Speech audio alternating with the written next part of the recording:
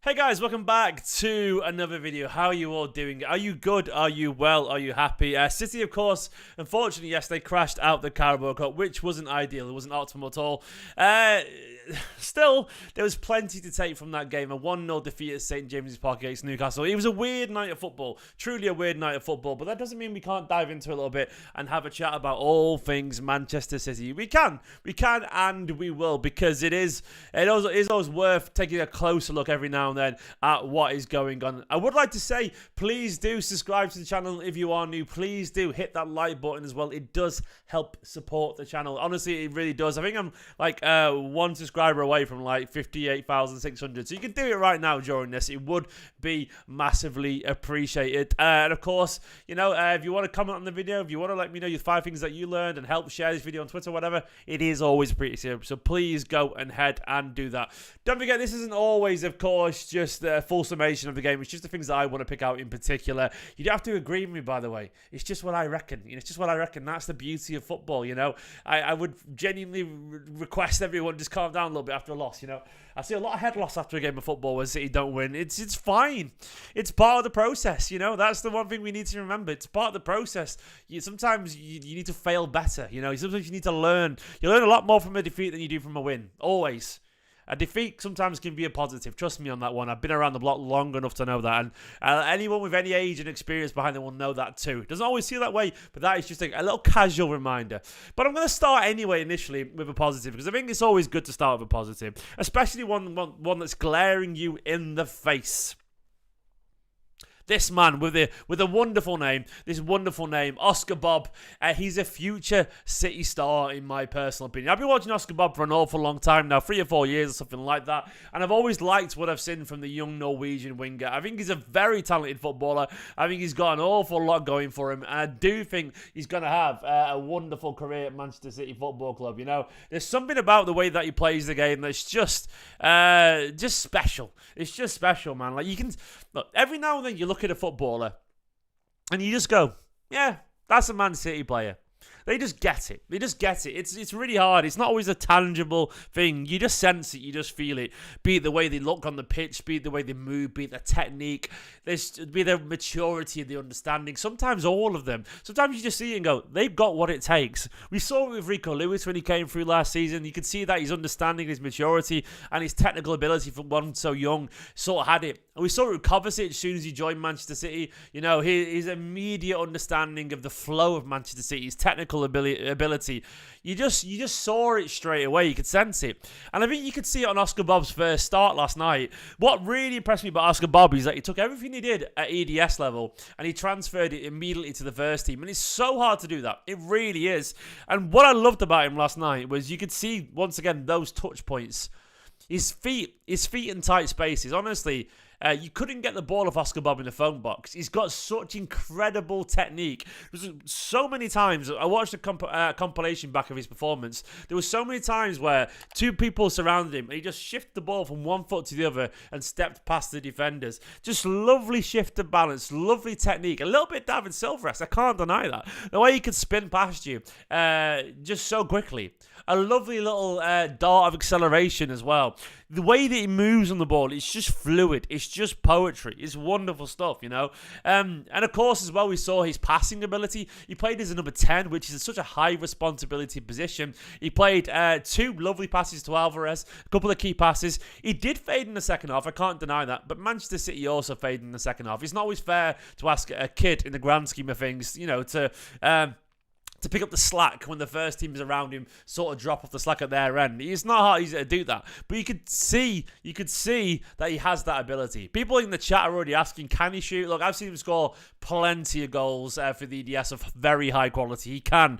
He's being a little bit conservative right now, but I do remember a certain Phil Foden being very conservative when he broke through as well. That comes with confidence. It comes with knowing that you can do it, that you're allowed to do it, that you feel that you've earned a chance. And people like Oscar Bobb, he's playing it right, by the way. I think for now, as a youngster, playing the pass is probably the right thing to do. He will score, because I know he can score goals. I've seen him score lots of very special goals for DDS. I'm not saying he's a finisher of Alvarez level, but can he score? Yeah, he can. Trust me, he can, and he will. But what I know right now is that when you look for those touchdowns, I've seen a Manchester City player there, and that to me is evident. You can just feel it. You can just sense it. And Oscar Bobb has everything, in my opinion, to go on to be a Manchester City player. You look, there is such a space for him right now in the squad.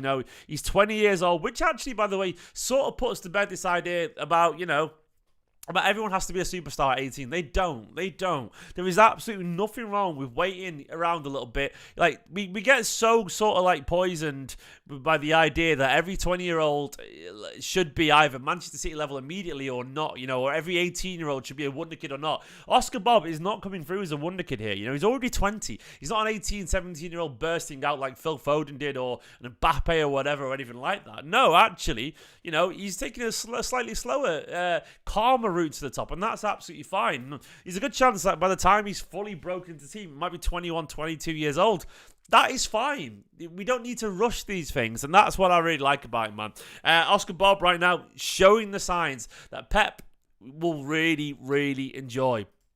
The Kalvin Phillips debate continues to rage on. Look, we need to get real with this Kalvin Phillips situation. I do not expect everyone to agree with me. I will only ever offer my honest opinion based off what I see on the pitch and based off what Guardiola says. I personally felt that Guardiola's comments before the game were exceptionally rare, actually, and sort of brutal. There was three separate comments. One, he openly admitted that he tried to sell him, but he wanted to stay, but he wanted to sell him. Two, he admitted that he struggles with certain things to pick up. And three, he admitted that he can't get out of him what Bielsa has. Talked in the past tense and said it is what it is. If he'd just said one of them and not with the other two, I would have been a little bit more relaxed about it. If he just said he struggled to get what Bielsa had out of him, but like, oh, well, fair enough. Maybe he's saying it's not worked yet. But when he admitted that he tried to sell him, and then he admitted that he's also struggling to pick up the concepts, they all point to a picture of particular negativity, as if Pep's given up. So, based on those comments, and based on a year of no football, and based on Pep barely using him, it felt like last night Kalvin Phillips had to be excellent. It felt like he had to be. And I know this sort of like is a rock and a hard place because he barely plays any football. And I understand the idea, of how can he be great when he barely plays any football? And people turned around and went to me on Twitter earlier, Rodri didn't play always great at the start of his Man City career. The difference is Pep played him. And the reason Pep will play someone is because he likes what he sees in training. That's the only conclusion. And if he's not playing him, it's because he doesn't like what he sees. And if he's talking like that way, it's because he doesn't like what he sees. And I felt like last night Kalvin Phillips had to be absolutely excellent. Was he excellent? No. Was he terrible? No. No, he wasn't terrible. He wasn't terrible. But was he okay? Yeah. Is that probably enough right now? No. Will the debate end? Probably not. I personally think Pep ended the debate with his comments before the game. But the debate will rage on. But unfortunately, I think what we have to probably accept is that I could be wrong here, but I don't think Pep thinks that Kalvin Phillips is a Manchester City player. It's weird because people will see what I'm saying now and say that I think he's a bad player. I don't think he's a bad footballer at all. I think there are so many great footballers that would never be a great Manchester City player. That is the point I'm trying to make, And I don't necessarily think that Kalvin Phillips is ever going to be a Manchester City player. I'm not sure he's an elite level footballer full stop. Could he be a very good one for someone? Yes. But I'm not sure he's a Manchester City footballer. Pep requires a certain kind of insatiable winning desire that I'm not sure is just entirely there with Kalvin Phillips. I think he's a lovely man. But do I think he's a cold-hearted winner? No, I'm not sure he is. I think he's just got that steely determination that comes with a Rodri or Fernandinho. Does he have that guy aura of a Kevin De Bruyne or a Gundogan or even a Kovacic, like kind of the aura about him? I'm not sure he does. He just seems like a good footballer that I don't think you know until you know, by the way, because I think all the profiles would have said, yep, he's likeable, he's got a good attitude and all that kind of stuff, and, Bielsa likes him. All the scouting reports would have said the same thing, but you don't know until you get someone face to face and you stare them in the eyes whether they've got that. And I'm guessing, don't take this as verbatim, but my guess of the situation would be that Pep's looked at him, worked with him, tried to explain certain things, and for whatever reason, it's just not going into his head. And I think a lot of it is, I don't think it's bad intentioned. I think Kalvin Phillips is trying his best. But it's like that kid that you explain a concept to a billion and billion times, and it never quite clicks for them, or they fall into the same bad habits. Sometimes it's just who they are as a person. And I think Kalvin Phillips, like, there was a reaction to giving the ball away yesterday when he sort of just didn't chase aggressively. Do I think he was being consciously lazy? No. But do I think it's just part of who he is, that he doesn't have that awareness to react to his mistake, or, you know, does he have that like drive to correct himself? I don't think he does. I just don't think he has what it takes to play at the highest level for a Manchester City side. Do I think there's ability there? Yes, I do. There were some nice passes, you know, and his actual pass percentage complete was like 91% or something like that. He passed the ball around nicely at times, but there's a certain lack of X factor. Even though he played a couple of nice through balls as well, I can't. You just feel it sometimes, and ultimately, I think Pep looks at that and goes, "He's not got it. He hasn't quite got it." And I think Pep's made his mind up. Unfortunately, I feel like he just looks a little bit lost in the Manchester City side, and I really go watch my videos from last year. Do watch them. You know, I even my season preview. I think I said, look, second season syndrome could kick in here. It could kick in here, and I've been hoping and praying and hoping. You know, but, you know, I'm going to try and metaphorically do it, as it. I was looking for a penny then, but the penny has dropped with me, unfortunately. And unfortunately, it was Guardiola's comments before the game. I thought they were uncharacteristically brutal. I've never seen Pep sort of just give up on a footballer before, but those comments to me were that. I know people could like twist them a different way if they wanted to, but to me, it felt so bad. And I feel like this was audition, and it had to be spectacular. It had to be spectacular. But it was just shrug of the shoulders, okay. And unfortunately, I think for Phillips, it probably won't be enough. The debate will carry on. My opinions are irrelevant. I'm going off Pep's words. Third thing we talked about is Jack now has competition. This is a plea, though. This is a plea to all sane people on the internet, all sane football fans, and those who aren't sane. That is absolutely fine. It is totally normal. I'm going to get close to the camera to stress it again. It is fine that a player has competition.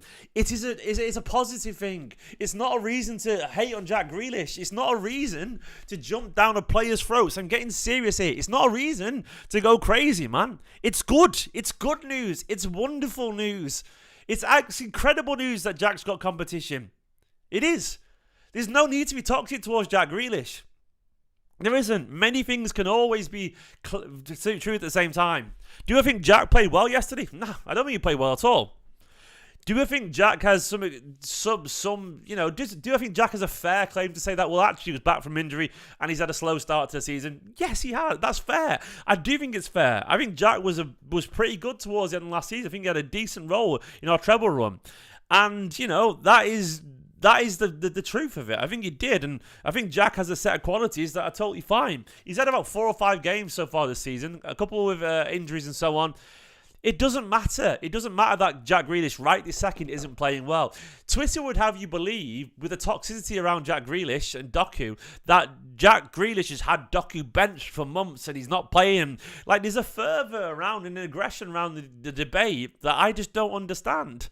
Like, people going like, oh, Grealish, like, Doku should be playing. Doku has been playing. Why is everyone acting like he's like putting him out of a game of football? It's just not the reality. Everyone needs to calm down and just go, you know what? Doku looks excellent. Jack's a good player, but Doku brings something different and it's going to be a bit of a battle for him now. That's fine. It's fine. You don't have to slag off one player to lift another up. Jeremy Doku looks absolutely excellent. I do agree that he did more in those 20 minutes than Jack did in the entire game. Jack has to step up. I think Jack's smart enough to know that, and I think you'll have to. And if he doesn't, so what? So what? You know, like it's fine. You don't have to, like, your Doku will play. In that instance, I don't like if Doku plays and you're getting your man playing. Why did you feel the urge then to slag off Grealish? You won. It doesn't matter. Just support and hope it clicks with Grealish. 2 players going at each other is good news. Jack having competition is great news.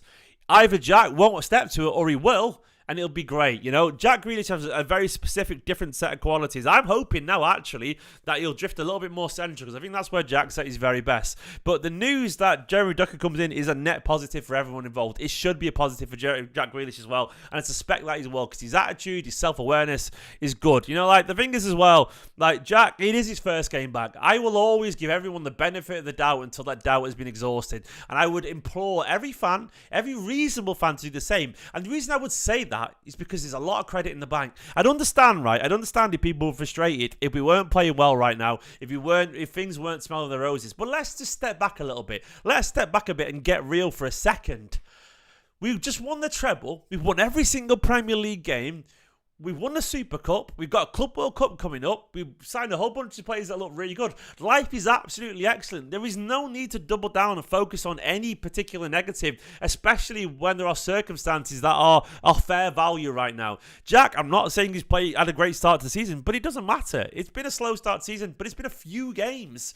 You know, like, if it's December and Doku's on the bench and Jack Grealish isn't playing well, then we'll have the discussion. But right now, it isn't worth it. Let's be fair. Let's not create a mountain out of a molehill. That's all I'm asking people to do. Let's let's not just try and create a problem. Life is so good for Manchester City fans right now that some of us, not all of us, like to just create a bit of drama, like to pit two players against each other. It doesn't need to happen. Trust me on that. It doesn't need to happen. Just be happy that it's got competition. It's better for everyone involved. Nunes looks excellent.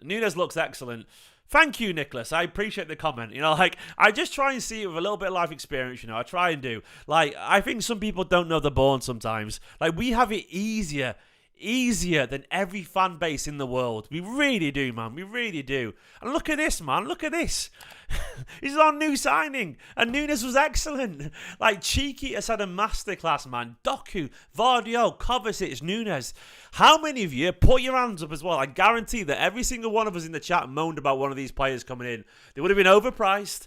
They would have been overpriced or whatever, or they would have been not the signing that you want. But once again, we were wrong. I wasn't that enthralled by Nunes. I thought he was a good player. I wasn't enthralled by it. But once again, we were wrong. We have it so good. I thought Nunes was excellent when he came on, actually. I thought he was creative. I thought there was a spark to his game. I thought he drove forward. I thought he tried to make things happen. I think overall, when I look at cheeky signings so far, they've just been of such a high quality, man. They really have. Like, Nunes had a really nice little cameo. Doku had a really nice little cameo. Vardio was good last night as well. He's fitted like a glove. Kovacic is Kovacic. Like, for me, well, there we go. G-Man said it's not for me, not me. Count me out of that one. Well, you know what? Some of us would have been.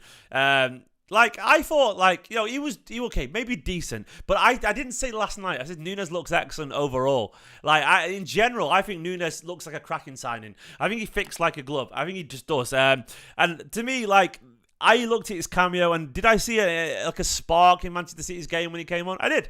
With Doku alongside, I thought Nunes had a really nice cameo who just fits it. And when we talk about other midfielders, you know, unfortunately, like Kalvin, he just doesn't seem to be there. Nunes came on and immediately, like, the little runs he makes forward, he's comfortable turns in possession.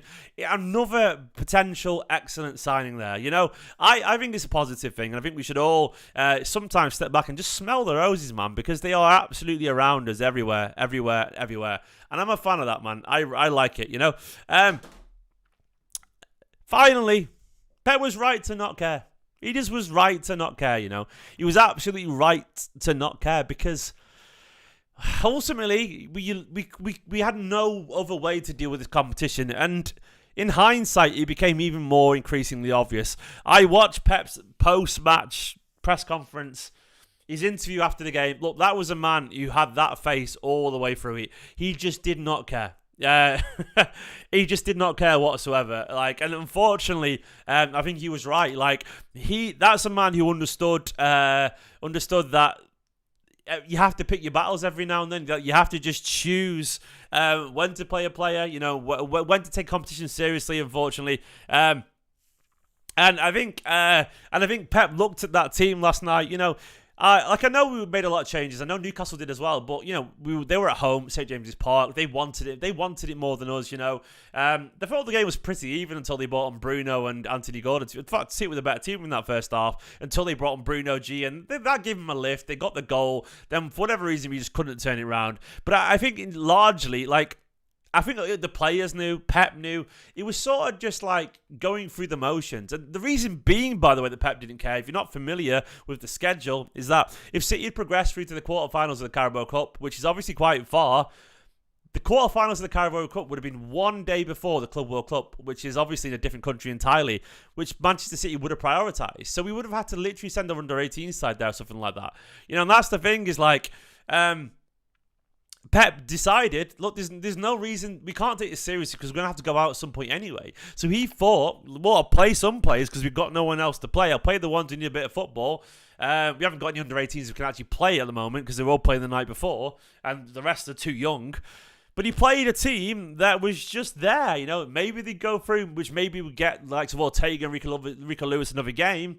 But he was right to be blasé about it. He did backtrack on his comments, but we got to remember that a couple of days ago, he did say, I will not waste 1% of energy on the Carabao Cup. That's a direct Guardiola quote. He backtracked in the pre-game press conference because obviously it sounded disrespectful. He backtracked a little bit. He's not stupid. But that was the truth when he said that, And I think when you look at the performance last night, you look at the squad anyway. The performance was okay. It wasn't bad. I don't think it was terrible. It wasn't great, but it wasn't terrible. There were some nice little moments. But when you look at the squad, we don't have the numbers. You just don't have the numbers right now. And also the schedule just doesn't fit Manchester City's, world. It doesn't. The Club World Cup will, of course, be a priority. You want to win what you haven't won before, And I think City would rather prioritise the Club World Cup. We've got the Super Cup. Look, we could still walk away. It's very possible that we win the Super Cup, the Club World Cup, and the Premier League this season. I would expect we win those three. Minimum. That's an incredible season already. That's not even mentioning the FA Cup or the Champions League. It's interesting, but I think Pep, ultimately, he was right not to care. Super chat from Mark. Thank you so much. Mark said, it makes me sad how angry our fans get when we play poorly, attack all these players. It's a bit much. Same, mate. Absolutely the same. I think people just don't realise we are treble winners sometimes. I think because things are so good, so many people are predisposed to just naturally see the worst in situations. And I don't think they sometimes appreciate the bigger picture. If you can find something to moan about when your team is winning a treble and you're at the top of the league, when they've won the Super Cup and we've got a Club World Cup coming up and I feel like some people just try too hard to be disappointed sometimes, and it's just not necessary. It just isn't necessary at all. It isn't. Things are absolutely rosy for us. As a fan base, things are every other team in the world. I mean, every other team in the world would swap their team's current successes for ours. Everyone would. And yet some people want to vitriolically dive in on those people who are involved in that treble squad. This is honestly, this is a plea for those who aren't maybe smart enough sometimes to know or mature enough. You are so lucky. I guarantee you, if you're young and you're so used to people, I think what happens is a lot of people, they go online, they go on social media, and they see fan bases of other teams moaning and moaning and moaning, and people instinctively mimic that behaviour. Actually, we should be like, mate, we had Jack Grealish who won a treble, and then we signed Doku and he's amazing. That is the fact of it. That's the fact of it. Jack Grealish was good enough to play for a team that won the treble. He was. This is the truth. And then we signed Doku, who looks even more exciting as a winger. We're eating so good. It's wonderful. Yet people are turning that into a negative for some reason. The team was good enough to win a treble. And then we found a new place that's exciting, and people are using that as a reason to moan. That doesn't compute. It doesn't make any sense. It doesn't make any sense. It's totally illogical. It's totally irrational to view it that way. It's a negative somehow. It's great news. It's incredible news. If you think Doku's better, that means we've just got better. How are you moaning about that? It is what it is, man. It is what it is. Anyway, there are 5 things that I took from this game. I tried to get real there because I think sometimes you lose a bit of perspective, We are so lucky. Trust me on this. I guarantee you. Do you know what? I've never been more certain than anything. I'm going to say it right now. I am right on this. And if you feel differently, you are wrong. But what I'm going to say is you are incredibly lucky to support Man City. I am 1,000,000,000% right on this, I promise you. We support the best team in the world. That is a fact.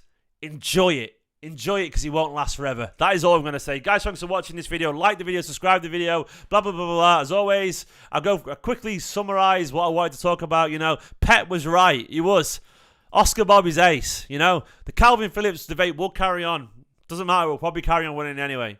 You know, Xhaka's competition. Great news. He really does. Nunes looks great. Cheeky was right again. Pep was right. In a bit, you're all awesome. Bye-bye. Like the video.